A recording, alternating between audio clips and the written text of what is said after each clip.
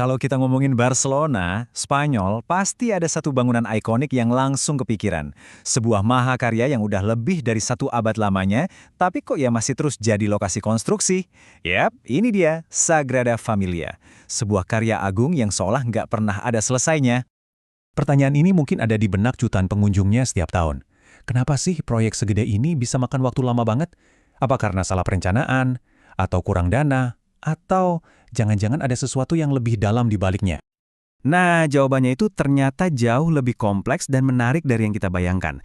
Ini adalah kisah tentang keyakinan yang mendalam, model pendanaan yang super nggak biasa, dan sebuah filosofi di mana waktu itu punya ritmenya sendiri. Oke, mari kita bongkar satu persatu. Untuk benar-benar ngerti kenapa pembangunannya begitu lama, kita harus mundur dulu ke awal mulanya, ke visi radikal yang menjadi fondasi dari seluruh proyek ini. Jadi gini, proyek ini sebenarnya dimulai tahun 1882 dengan desain yang cukup standar, gaya neogotik gitulah. Tapi, cuma setahun kemudian, seorang arsitek muda bernama Antoni Gaudi mengambil alih, dan dia mengubah segalanya. Visinya itu benar-benar sesuatu yang belum pernah ada di dunia, sebuah katedral yang terinspirasi dari alam, penuh dengan bentuk-bentuk organik dan simbolisme yang kaya banget. Dan disinilah letak kuncinya. Nama resmi gereja ini adalah Basilika dan Kuil Penebusan Dosa Keluarga Kudus. Perhatiin deh kata penebusan dosa itu penting banget. Dari awal, gereja ini memang diniatkan untuk dibangun murni dari persembahan dan sumbangan umat sebagai cara untuk menebus dosa masyarakat.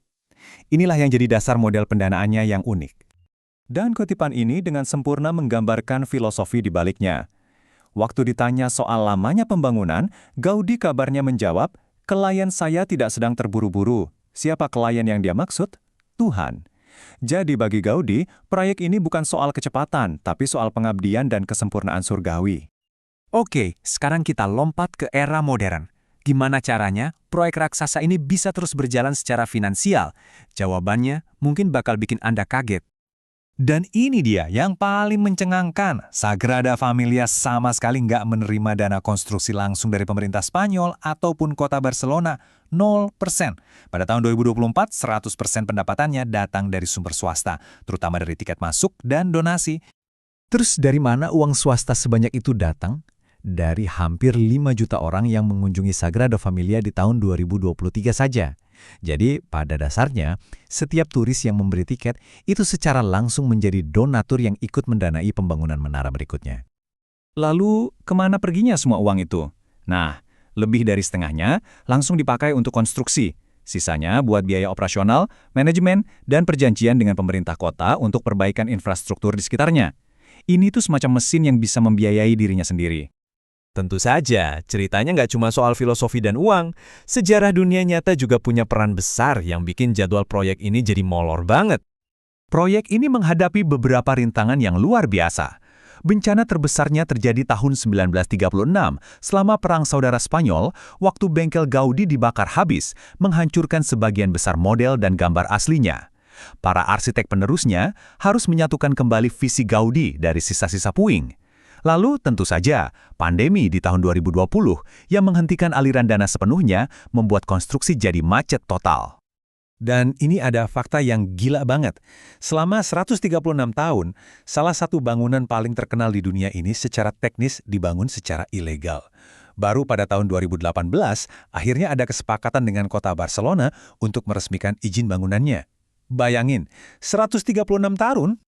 Jadi, dengan semua sejarah itu, kita ada di mana sekarang? Mari kita lihat babak terakhir dari saga konstruksi yang luar biasa ini. Tujuan utamanya adalah menyelesaikan menara pusat, yaitu Menara Yesus Kristus. Kalau sudah selesai nanti, menara ini akan mencapai ketinggian 172 meter, yang akan menjadikan Sagrada Familia gereja tertinggi di seluruh dunia.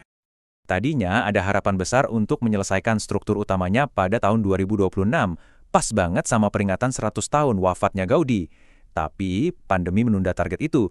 Proyeksi saat ini menargetkan penyelesaian akhir di pertengahan tahun 2030-an. Tapi, garis finishnya pun masih ada rintangannya sendiri.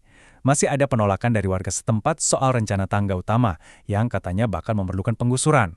Ketergantungan pada pariwisata juga tetap jadi resiko finansial. Dan mereka harus melakukan semua ini sambil gerejanya tetap berfungsi sebagai basilika yang aktif.